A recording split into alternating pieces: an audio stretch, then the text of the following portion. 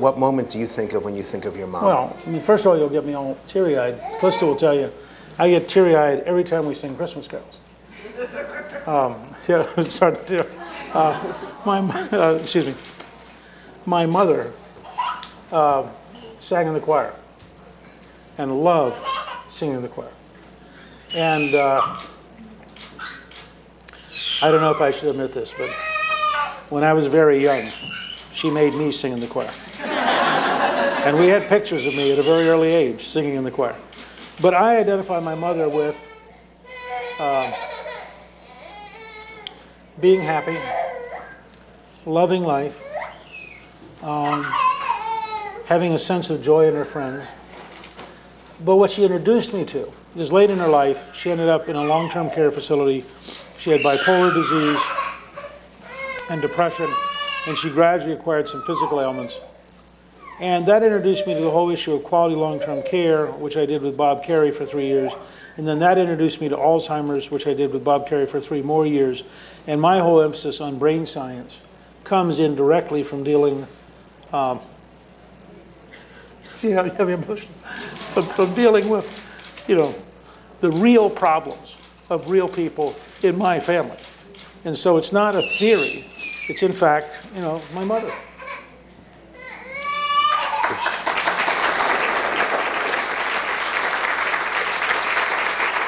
I do policy much easier than I do personal. And they're going to be mad at me. But if she were here today, what would you tell her? If she were here today? Yes. Oh, she'd be talking to all these people. She would, and she would tell them how nice I was and what he should do for me. You know, she was very proud of me most of the time. And what would Not all the time, most of the time. And what would you say to her?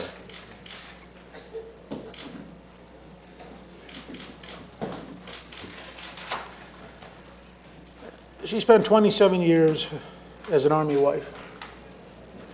And she was in a culture that valued patriotism, duty, took a risk for this country.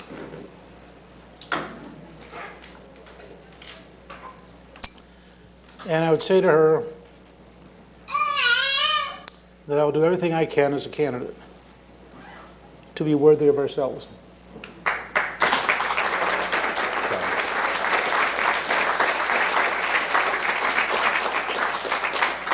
Do you have another mom question? We have about 4 minutes left, and I apologize. I did not mean to put you through that. But they're very helpful. Yes.